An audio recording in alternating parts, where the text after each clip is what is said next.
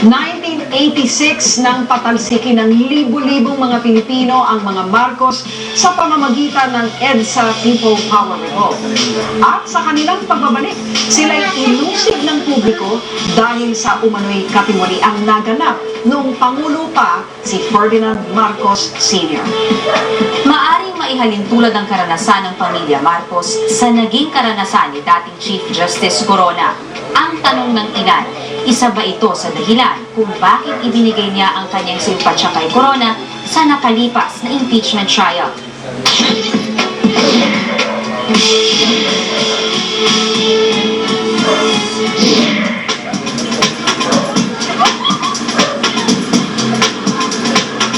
Nitong nakaraang pagdiriwang ng Araw ng Kalayaan, isang bagay ang minimithing makamit ng mga taga San Pedro, Laguna. Ang kilalanin sila bilang isang ganap na syudad. At ang isa sa mga susing inaasahan nilang magbubukas ng pinto para rito. Nagagawin harap sa inyo ang chairman ng Senate Committee on Local Government, Senator Ferdinand Marcos. Bilang pinuno ng komite sa local government, si Senador Marcos ang siyang nangangasiwa upang maging ganap na syudad ang San Pedro.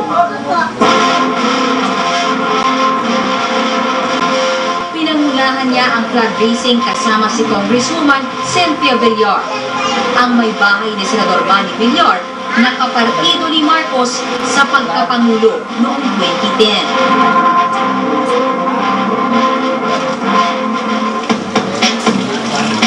Masama ang panahon ng umakyat sa entablado ang senador. Ito po yung ulan ang tinatawag namin dati Marcos Weather. Dahil pagka ang isang Marcos ay katayo para makapagmagsasalita, habang nagsasalita ang Marcos, ito niyo po, nawawala ang ulan. At ilang sandali lamang, tumigil na ang ulan. Kaya natin gagawin, yes, consider. Sa kanyang talumpati, tila hindi na iwasan ng senador na mga panya. Sa darating na taon ay siguro magbabago ang titulo sa senador, Congresswoman Cynthia Villar. Hindi po rin naliksinirin dahil hindi ko po siya kinakampanya. Sinasabi ko lang po sa inyo kung ano yung mangyayari sa darating na taon. Parehong miyembro ng Nationalista Party si Senator Marcos at Congresswoman Villar. Maging ang mayor ng San Pedro na si Calixto Cataquis, kasapi rin ng Nationalista Party. Ang ama ni Bongbong na si Ferdinand Marcos, miyembro rin ng Nationalista Party noong siya'y nanalo bilang presidente taong 1965. Ngayon na, ang kalayaan mula sa mga Espanyol ay panandalian lamang dahil sinakop naman tayo ng Estados Unidos. Binalikan ng senador sa kanyang talumpati ang kasaysayan ng pananakop sa Pilipinas at may pahaging pa sa mga kasalukuyang asyendero ng mga lupain sa bansa. Pero nakalagang kadena sa pagkaalipin sa lupa ng dagdaan ni dating Pangulong Ramon Magsaysay dito mismo sa San Pedro Tunasan ang unang batas sa Land Tenancy Act. Ang kalayaan ay dapat na may katumbas na katubasayan ng buhay dahil higit na masarap tikman ng kasarindan kung hindi kumakalam ang sikmura. Bago tapusin ang kanyang talumpati, binigkas niya ang mga salitang unang sinambit ng kanyang ama noong una itong naging presidente. This nation can be great again.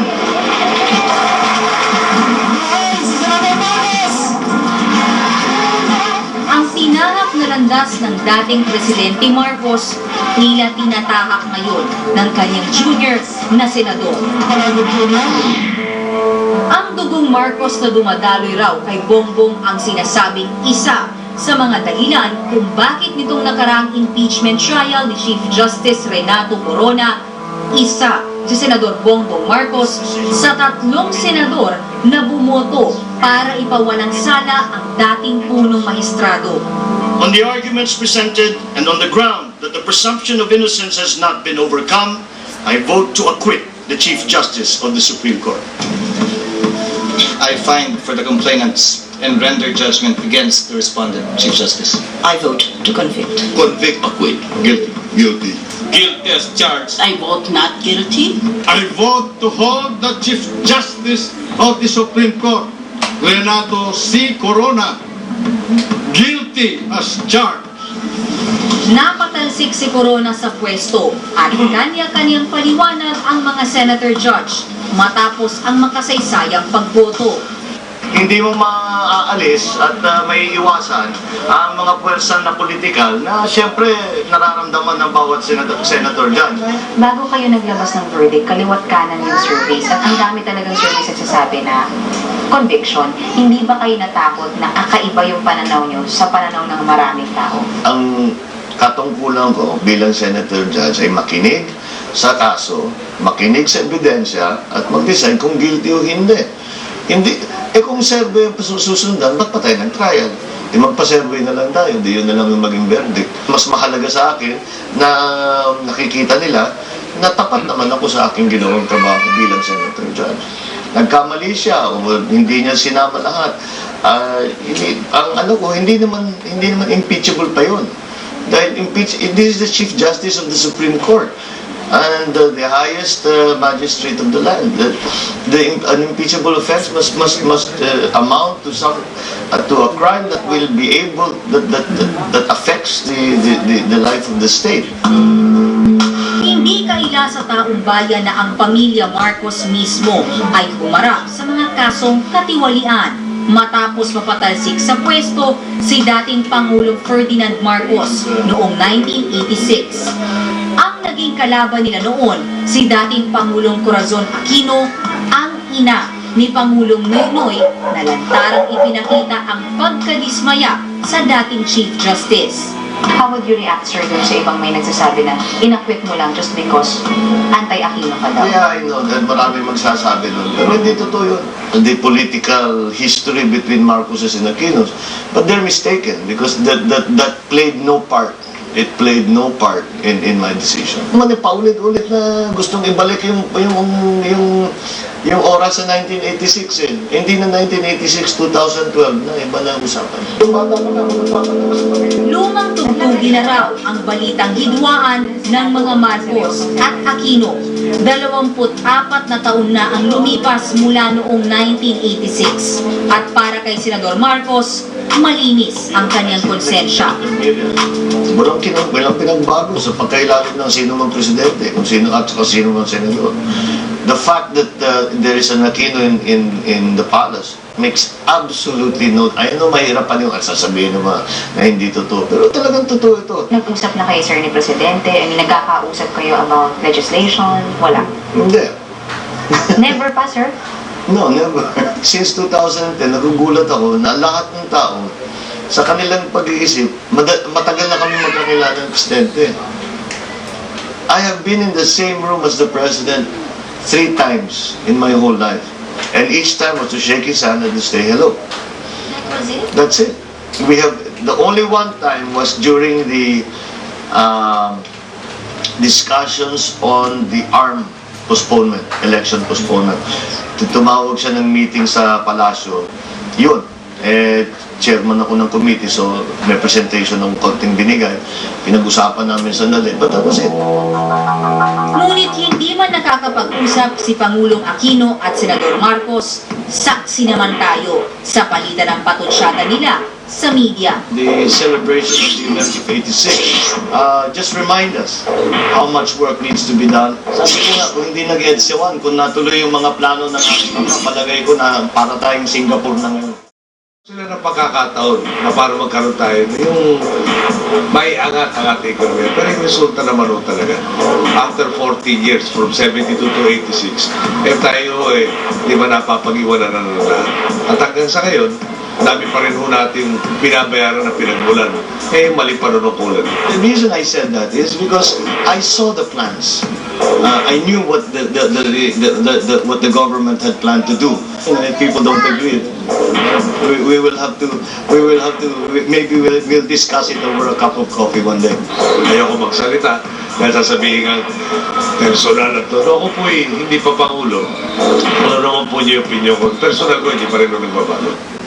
Ayon sa kasabihan, history repeats itself. At sa politika ng Pilipinas, isa itong matingkad na katotohanan. Taong 1968, nang maging senador si Benigno Aquino Jr. sa ilalim ng Administrasyong Marcos. Taong 2010, nagbaliktad ang tadhana. Ang apelyidong Pangulo noon, senador na ngayon. At ang senador noon, Pangulo na ngayon.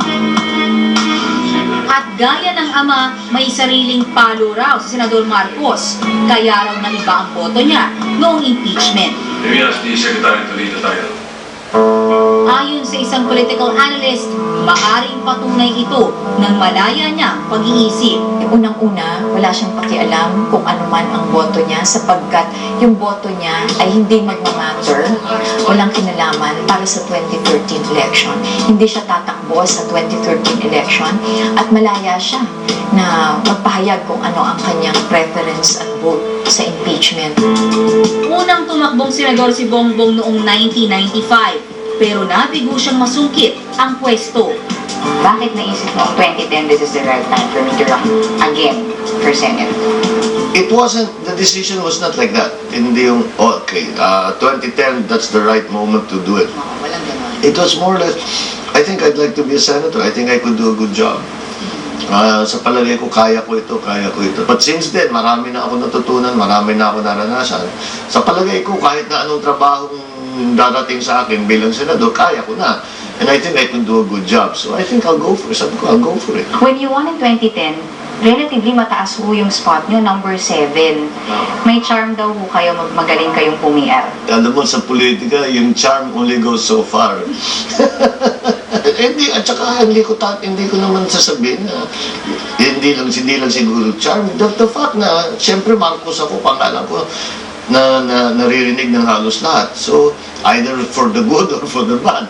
Pero kahit papano, may name recognition, nakakatulong.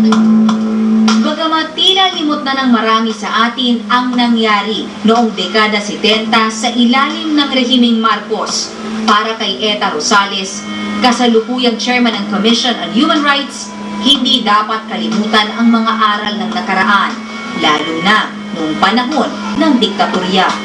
Bongbong Marcos is an intelligent young senator. He has all the right to run for whatever position. That is his right. Alam mo, he may be technically capable. Siyempre, no, marunong siya magpaliwanag. Pero ang pinaka-essensya ng usapin dito, para kanino ka? Para saan ka? Ang tingin namin, gusto niya maging presidente sapagkat pagka ganon, babaguhin nila yung kasaysayan. Dahil openly sinasabi ni Bongbong Marcos, walang kasalanan ng tatay ko. Pero did you take it as your responsibility na ikaw ang magbabangon nga doon sa pamilya niyo after the 1986 experience? Not particularly. I mean, I knew I had a part to play. I tried to play that part as best as I could. But, you know, we are all political personalities, let's say. Yung nanay ko, yung father ko, wala na by then. Kahit si Amy was very heavily involved. Si Irene lang talagang hindi siya political at all. But we all, ang sa tingin ko, we'll have to do something. May gagampanan ako sa pagtulong sa pamilya. Nagtungo kami sa tinatawag ni Senator Bongbong Marcos na satellite office sa kahabaan ng Rojas Boulevard, hindi rin kalayuan sa Senado. Sa dami ng kanyang ginagawa ay kulang ang opisina niya sa Senado para may malugaran ang kanyang ibang empleyado. Sa unang termino kasi ni Senador Marcos, sangkatutak na raw ang kanyang mga bills, resolutions at mga proyekto. Ang Chief of Staff ni Senador Bongbong Marcos naninilbihan na sa pamilya panahon pa ni Presidente Marcos. We have never separated ways really from that time on. When they came back, we continued to, I would be involved in some of the activities. When he was a congressman, when he was governor and all of that. So, parang, we grew up with each other, in other words. Sa nabuong reputasyon ng mga Marcos sa kasaysayan ng Pilipinas dahil sa martial law, nakagugulat na may mga nananatiling tapat at hindi sila tinalikuran. Kaya naman ang henerasyon ngayon ng mga Marcos sa pangunguna ni Senador Bongbong magpapatuloy raw sa serbisyong bayan para maisalba ang nadumisang pangalan. Our family was put on this earth to serve. Whatever we are as Marcoses, it came from the people.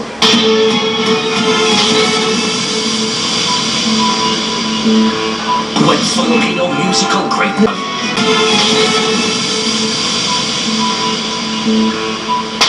Pitong taong gulang si Ferdinand Bongbong Marcos nang manirahan ng kanyang pamilya sa pinakasikat na tahanan sa bansa, ang Malacanang.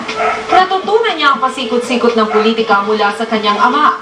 Kaya naman hindi na raw nakapagtataka kung sinusundan ni Bongbong ang mga yapak nito.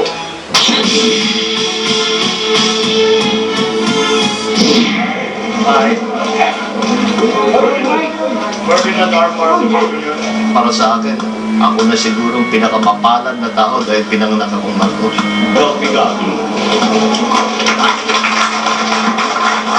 Isang mahabang linya ng mga Marcos at Romualdez ang sinusundan ni Senator Bongbong Marcos sa politika. Panahon pa ng mga Amerikano nang magsimulang maging baluarte ng mga Marcos ang Ilocos Norte. Particular sa Ilocos region, yung pangalang Marcos ay positibo ang kanilang pagtingin doon. Ito yung pamilya, ito yung angkan na nagbigay ng maraming contributions na kung saan nakinabang ang region. Naging gobernador silyo at Justice of the Peace ng Batak si Fabian Marcos matapos ang Philippine Revolution noong 1898. Ang anak nitong si Mariano Marcos, ang lolo ni Bongbong, 2 beses naging congressman mula taong 1925 hanggang 1931. Ang kanyang amang si Ferdinand, taong 1949 nang nahalal sa Kongreso. 3 beses siyang naging congressman bago umakyat sa Senado noong 1959. Ang kanyang tiyahing si Elizabeth Marcos Quezon ang naging unang babaeng vice-gobernador at gobernador naman ng lalawigan. Namuno siya simula taong 1971 hanggang 1983. Taong 1980 naman nang sumabak si Bongbong sa politika nang mahalal siya bilang vice-gobernador ng kanyang tiyahin sa edad na 23. 3 taon ang makalipas, siya na ang umupo sa pwesto ng pagkagobernador. Hanggang magwakas panandalian ang pamamahala ng mga Marcos matapos ang EDSA Revolution noong 1986. Whether or not political dynasties as an idea are a bad thing is open to discussion. Bulog ang pangalang Marcos sa politika makalipas ang mahigit 1 dekada matapos ang EDSA Revolution sa pamamagitan ni Bongbong Marcos.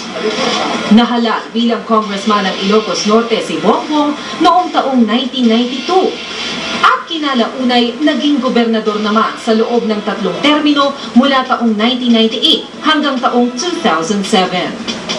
Alam mo, galit sa amin yung kalaban namin sa politika eh. Yung taong bayan, hindi galit sa amin. Alam ko eh, bakit ko alam? Dahil umikot ako ng Pilipinas pag-uwi ko eh. Pumunta ako sa Ilocos Norte, umikot ako sa lahat para malaman ko talaga. Hindi, wala naman.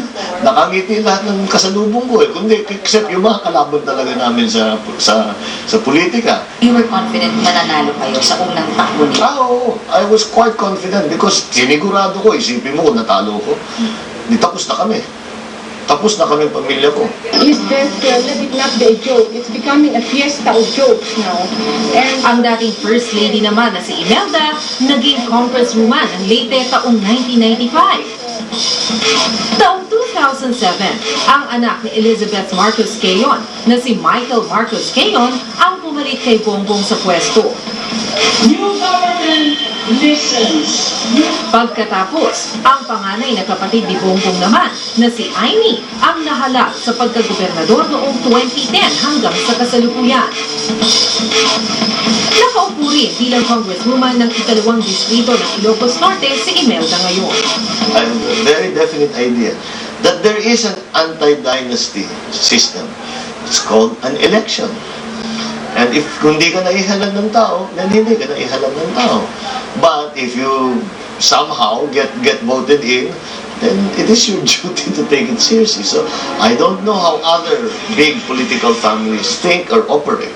But in my family, that's how we operate. That if we are given the chance to serve, we will serve, we will do everything, we will papakamatay kami para makatulong. Eh yan lang naman ang buhay namin eh. Ang disadvantage na Marcos muli ang nag-rule sa Ilocos Region ay para bang sinasabi natin sa Pilipinas at sa buong mundo na wala nang may ibang kakayanan at karapatan na mamuno maliban sa iilang pamilya lang. Nakakalungkot ito at palagay ko ito ay disbentahe ng ating politika. Isa sa mga pinakamayayamang politiko sa bansa ang pamilya Marcos. Sa ngayon, pangalawa sa pinakamayaman sa Kongreso si Imelda Marcos na may 932.8 million pesos ayon sa kanyang Statement of Assets, Liabilities and Net Worth o SALN. Si Senador Bongbong naman, ikatlong pinakamayaman sa Senado na may net worth na halagang mahigit sa 364 million pesos. Hindi kaila sa mga Marcos na maraming tanong hinggil sa kanilang yaman. Noong 2003, nagdesisyon ng Korte Suprema na kung susumahin na naging lehitimong sweldo ng mga Marcos sa pagsilbi sa gobyerno mula 1966 hanggang 1986, ang kabuang yaman nila ay aabot lamang sa 2.3 million pesos. Kamakailan lamang, nagdesisyon ng Korte Suprema na ibalik bilang akusado ang mga anak ni Marcos sa ilang mga kasong kinasangkutan ni Imelda at Ferdinand. May mga politiko ngayon about SALN, the SALN, game mo kayo dyan? Yung salin naman namin is nakukuha naman yun yung salin. Paper sa bank accounts. Yeah, if they need, yan ang pinag-uusapan ngayon. But it's not clear whether or not it's allowed. But even then, I mean, you have to remember, lahat yan, 26 years namin dinadaanan yan. Dinaanan ni CJ Corona ng 5 buwan. 26 na taon na kaming ini-inspeksyon, sinasabi kung ano-ano. So, this is nothing new to us. Si Senador Bongbong Marcos ang nag-iisang anak na lalaki ni na Ferdinand at Imelda Marcos. Kaya naman naging sentro siya ng atensyon ng kanyang pamilya at ng publiko. Lumaki siya sa yaman at pinaaral sa mamahaling eskwelahan sa labas ng bansa. At lahat ito nang dahil sa pangalang kanyang dinadala.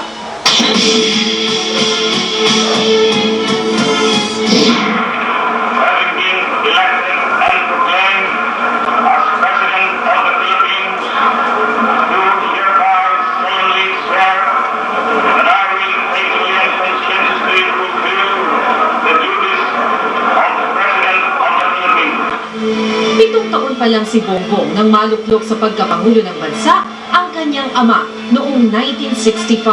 9 na taon pa lang noon si Aimee at 4 na taon naman ang kanilang bunsong si Irene. The first night we spent was New Year's. New Year's Eve. So doon sa party sa baba, kasama kami hanggang 12. Pag 12, pinakit na kami, matulog na kayo. Sige, di nakatago kami, kaming tatlo, nag-uusap-usap. Biglang may pumasok. Tapos nagtanong lang, yun, yung sinabi, meron kayong kailangan, do you want something to eat or to drink? Di sabi namin, kahit ano, pwede. Sabi, kahit ano. Meron ba yung fried chicken? Pwede, fried chicken, pwede. Sige, sure enough, 20 minutes later, may dala-dalang fried. Sabi, okay dito. Kahit anong hingin natin, bibigay. Hingi ka ng ice cream. May ice cream ba? Meron. Alauna na umano, kumakain kami ng ice cream. So, that was yun ang introduction namin sa palasyo. Lumaki sa karangyaan at magarbong estilo ng pamumuhay sina Bongbong Marcos at ang kanyang mga kapatid. Kung minsan, hihilain ako ng family, sabi niya, mag-gym tayo. Mag-gym kami. So, kung minsan, pag medyo nakalibre siya, skiing. We would go to Sierra Lakes, or we would ski in Paway, sa Ilocos, o kung sa Leyte, whatever. So, skiing. Kasi gusto niya laging active. Kung minsan, pag biglaan, papasok niya sa kwarto ko. Sabi niya, what are you doing? I just have these things to do. Diyan titignan niya, sige, let's watch a movie. Nandun kami ng sine doon sa palasyo. Yung buhay namin, kitang-kita mo naman na pagkasama mo yung mga kaklase mo, hindi ganun sila mamuhay. Iba yung wala silang security, ibang-iba yung buhay nila. So, nare-realize mo, medyo weird yata itong buhay namin, hindi kagaya ng mga ibang tao. September 13, 1957, nang isilang si Bongbong. Ang kanyang palayaw galing daw sa itinawag sa kanyang ama noong leader pa ito ng mga gerilya noong panahon ng Hapon. Anong ugali niya ang nakuha ninyo tingin niya? Ugali? Siguro study habits. Basa ng basa, aral ng aral. Kailangan mag-isip ng malalim. Yan ang mga leksyon niya sa akin. Huwag kang matatakot na nag-iisa. I remember him saying, if you do not enjoy your own company, how do you expect other people to? Oo nga, sabi niya. So, a large part of my life I've spent alone. And I don't mind it. I don't mind it. Matapos mag-aral ng elementarya sa Lasal Green Hills, pinadala si Bongbong Marcos sa Worth School, isang boarding school sa Inglaterra. You get into the usual things that nakipag-away ka sa isa, o nagdadaldal ka habang study period, just nothing. Eh, nung panahon yan, pinapalo pa kami. Pinapalo pa kami nung pare. Pagka sinabi, you go and see the housemaster, papaluin ka nun. So marami po ba kayong parang? Marami rin. Sa pagkakatok ako doon sa Marcos, you again? Sasabihin sa, yes sir, I'm sorry, but this time is because ganyan. Oh God, you know the procedure. Hahawakan mo yan, papaluin ka nung, usually, may pamalo talaga silang pasadya na pamalo. Normal na estudyante raw noon ang batang Bongbong. Hindi raw napag-uusapan sa kanyang eskwelahan ang estado ng kanyang buhay noon. You know, for a 12-year-old, 13-year-old, these things don't make any difference. At saka you never talk about it. You don't talk about it. Ang tingin sa'yo, kung ano yung tingin sa'yo. Kasi walang effect. Nakikita lang nila paminsan-minsan dumadating yung embassy car, yung mga secure, nasusunduin ako. So, but that was it. Political Science, Philosophy at Economics ang kursong kinuha ni Bongbong sa Oxford University ng magkolehiyo. Kumuha rin siya ng Masters in Business Administration sa Wharton School of Business sa University of Pennsylvania sa Amerika. Anong itsura ng gimmick yun? May mga bodyguards na yun? Oo. Dami hirap. Ang hirap, sipin mo, manliligaw ka, nakapaligid sa yung security. May malaking baril, may radyo dito sa likod, nag-over. Siyempre, yung date mo, nako-conscious, di ba? Mahirap talaga. Bilang anak ng presidente ng Pilipinas, naging laman siya ng chismis kahit na nasa ibang bansa. Napabalitang namatay di umano si Bongbong matapos masangkot sa isang gulo sa Inglaterra. Magandang kwento eh. It's a nice urban legend. Yun na nga, panayang explain ko, hindi totoo yan, kasi ganyan. Na ngayon sinasabi nila, may DNA na. Hindi ka magpa-DNA test para masabi mo talagang tiyak na ikaw yung original. Iniisip ko, hindi, maganda rin yung may urban legend kayo, di ba? Kaya kung ma-DNA natin, tapos na, wala na yung kwento yun. Okay din yung kwento yung urban legend. May pagka-mystery ng konti na I might be the real one, I might be the fake one. Bahala kayo. Okay. Bagamat sinisisi pa rin hanggang ngayon ang mga Marcos sa marahil pinakamadilim na kabanata sa kasaysayan ng bansa, wala raw gustong baguhin ang senador sa kanyang naging kapalaran. Walang idinulot sa akin ang pagka-Marcos ko kung hindi swerte, pagmamahal, pagsuporta. Yun, lahat yun naramdaman ko as part of being a Marcos. Sa dugo ng araw ni Ferdinand Bongbong Marcos ang politika. ilang henerasyon ng mga kamag-anak niya sa magkabilang panig ng pamilya, mga politiko. Kaya naman kabisado na raw ni Bongbong ang mga pasikot-sikot sa mundong ito. Diskarteng natutunan daw niya mula sa kanyang ama na si dating Pangulong Ferdinand Marcos.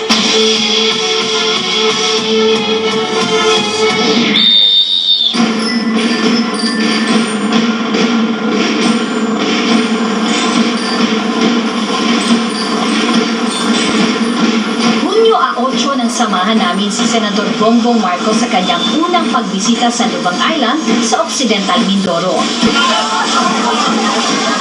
Mainit na tinanggap ng mga taga-Lubang ang senador. Sanay na raw si Senator Marcos sa mga ganitong okasyon. Politika na raw kasi ang kinulatan niya mula pa noong bata pa siya.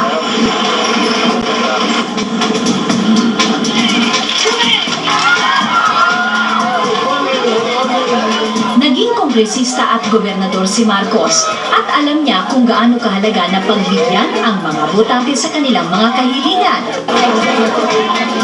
Nang makarating sa bagong gate na kanyang ipinagkaloob para sa mga estudyante doon, sinimula na ang pagbasbas.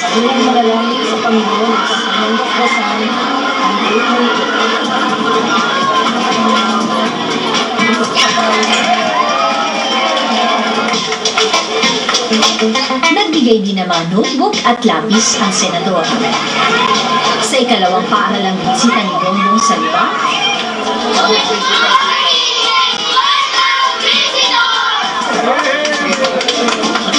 nagpakitang gilas ang mga estudyante sa senador. Matapos ang demonstration, dumiretso na ang senador sa Lubang National High School, Tilig, upang pasinayaan ang multipurpose building na ipinatayo niya dito.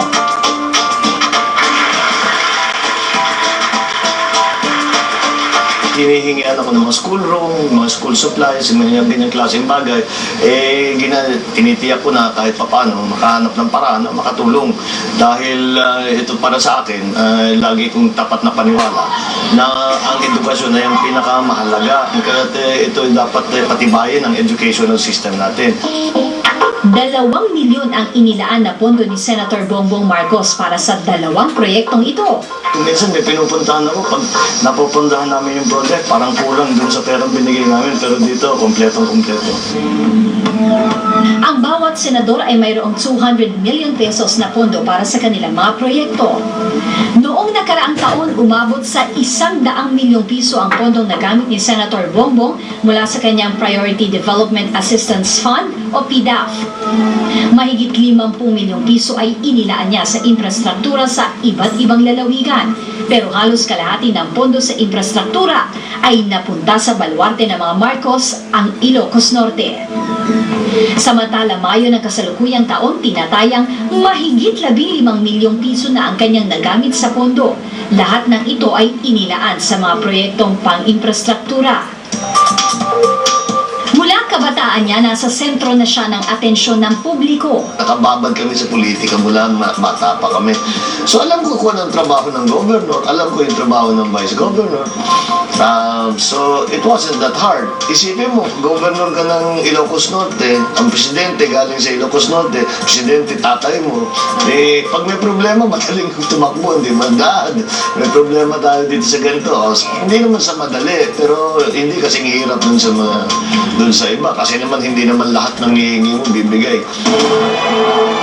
Taong 1986, napatalsik sa pwesto ang kanyang ama na si Ferdinand Marcos Sr. There been a single dictator in history that has lived forever. Hindi lamang sila nawala sa politika, kundi napatapon pa sa ibang bansa. Nang mamatay ang kanyang ama noong 1989, nagsibalikan sa Pilipinas ang pamilya Marcos. Noong panahon na yun, ang issue kami mismo, hindi namin may sasagot yung issue na gano'n kung wala kundi sa larangang politika. So you have to have a way to be able to answer all these critics, to be able to come after 86. Isipin mo yung, maalala mo, ang init ng panahon na yun. Kung magbatuhan ng mura kung batuhan kami ng mura ng mga kalaban namin, gano'n-gano'n na lang. So kailangan mo masagot, kailangan magpatibay ka. Iniisip na, kakasuhan pa kami na ito, ikukulong kami for no good reasons. Dapat meron kami konting panlaban man lang. Isang taon matapos maupo bilang kongresista noong simula ng dekada 90, ikinasal si Bongbong kay Lisa Araneta noong April 17, 1993. Nagkakilala ang dalawa sa isang trial ng pamilya Marcos sa New York. Nagkataon na yung isa sa abogado namin na tumutulong sa amin, kaklase ni Lisa sa law school. So nung nandun kami, nagkataon, di siyempre yung abogado namin, nakaklase niya, pinapupunta siya, she would go to court anyway. So pagka nasa courthouse siya, dumadaan siya, yun, nakilala ko. At saka hindi, matagal bago kami ng-date, mga 3 taon pa, hindi lang nagkatugma yung oras namin, at saka siyempre busy kami dun sa trial, magulo pa yung buhay namin. Nagkaroon sila ng 3 anak, sina Ferdinand Alexander, Joseph Simon, at William Vincent. Tulad niya, pinag-aral niya rin sa Inglaterra ang kanyang mga anak. Ayaw raw kasi ng senador na lumaki sa magulong mundo ng politika ang mga bata. I think it was a good decision because the boys are turning out okay. Mukhang meron nga naman silang nakuha doon sa edukasyon na sa labas. Kasi kailangan nilang lumaki at mag-aral na hindi masyadong magulo. Hindi masyadong magulo yung kanilang pag-iisip, kailangan makapag-concentrate. Iniisip ko pag nandito, hindi sila makapag-concentrate na mabuti dahil yung mga issue sa politika, papasok doon, Marcos pa man din, yung mga anak ko, Marcos talaga ang pangalan. So, baka maapektuhan sila. Aminado si Bongbong, hindi rin malayo sa buhay niya noon ang nararanasan ng mga anak niya ngayon. Panigan din naman sila. Kasi ganun din ang sitwasyon. Meron din. Kasi kahit pa paano may threat eh. Kaya meron kami natatanggap pa rin na threats. Kahit pa paano. Kaya siyempre, minsan nagkakamot sila na una. Sabi, sorry na lang. Alam ko, hassle talaga yan. Pero wala tayong magagawa. Yan ang sorry at yan ang ginawa kong buhay para sa inyo eh. Noong una, nahirapan daw si Bongbong na ipaliwanag sa kanyang mga anak ang mga nangyari sa kanilang pamilya. Those are the parts na hindi ko gusto ng bata ako. But that's part of it. There's no way around it. Just get used to it. It doesn't mean it's true. It just means that that's what they're saying about us. It doesn't mean it doesn't mean it's true. It just means that they're lying. So now you know they're liars. Look at your Lola or your Mama Meldy, ayaw niya tinatawag na Lola. So you watch her when she goes out in the street, how people go to her, have their picture taken, want to talk to her, all of that. You just see the difference between what is reality and what's not reality. And you're smart enough to understand. So mukhang naintindihan nila. Wala raw pressure sa mga anak niya na pumasok sa politika, hindi gaya noong bata pa siya. Ngunit dahil dala ng mga anak niya ang apelyidong Marcos, hindi malayong may magmana sa kanyang trono bilang politiko. Nasa sa kanila yun. If they decide to go into politics, then it's up to them. Hindi ko na pipilitin. Pero pag papasok na, tutulungan ko sila sa lahat. The same that I would do for any career that they decide to choose. Vice President for 2016. Alam mo na pala yung sagot eh. So tatakbo kayo, sir? Alam mo, sa 2016, ito yung sagot ko. Hanggat may lupa, tatakbo. 4 na terminong naging gobernador at 2 terminong naging kongresista ng Ilocos Norte. Ngayon, siya ay isa ng senador ng Pilipinas. Pero ang nananatiling tanong ng publiko, may plano kaya si Bongbong na sundan ang yapak ng ama at tumakbo sa pagkapangulo?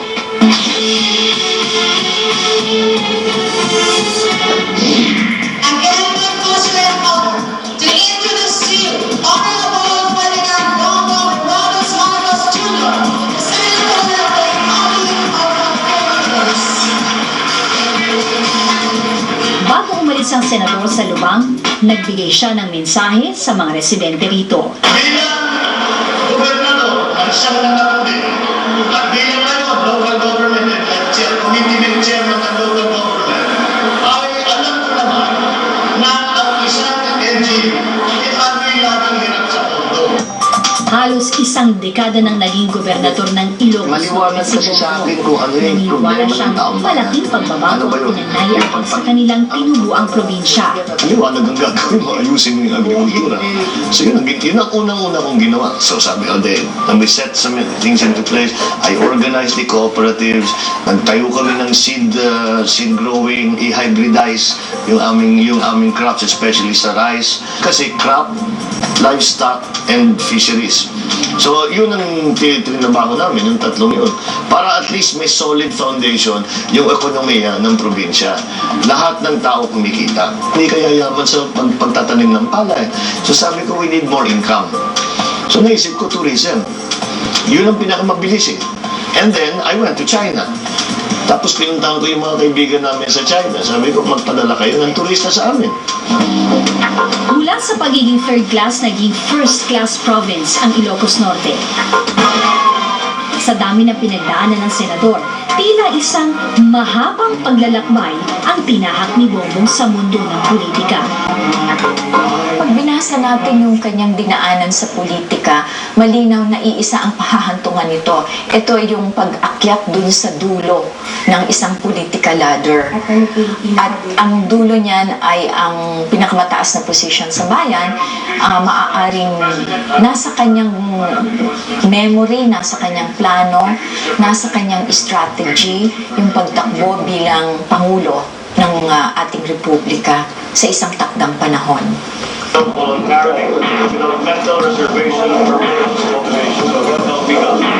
May 4 na taon pa sa Senado si Bongbong pero ngayon pa lang may mga naghihikayat na sa kanyang tumakbo sa pagkapangulo sa taong 2016. Si Bongbong was born, he was raised, he was educated, he was trained, and then he was experienced. Even as an experience, he went to the legislative experience, meron siyang executive experience and governor. All of those things point is that he's very qualified to become the president of the Philippines. But I'm almost sure na he will become president either in 2016 or 2022. Pero nang tanungin namin mismo ang senador sa kanyang planong pagtakbo bilang vice-presidente sa 2016, Tatakbo ang Vice President for 2016. Alam mo na pala yung sagot eh. So tatakbo kayo, sir? Alam mo, sa 2016, ito yung sagot ko. Hanggat may lupa, tatakbo. Ano yun nga, sir, Vice? I will run for something. I don't know what yet. I will run for something in 2016. I might, there are many options available. So, President Erap's running for mayor. O, malay mo, susunod ako sa I'll go back to governor or something. I don't know. mula pagkabata hanggang ngayon, politika na ang naging buhay ni Bongbong Marcos. Nananatili ang posibilidad na susunod siya sa yapak ng kanyang ama. Pero ang tanong, sasang-ayon kaya ang mga botanteng Pilipino? Nagbago na nga ba ang tingin ng publiko sa pangalang dinadala ngayon ni Bongbong Marcos?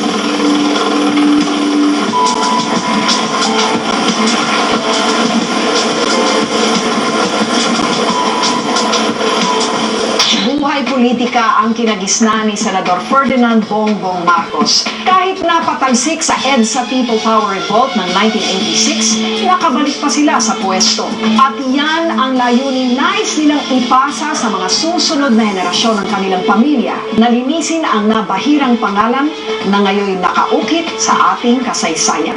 Isang mukha, iba't ibang pananaw. Isang kwento. Ito ang Anggulo. Magandang gabi po sa inyong lahat.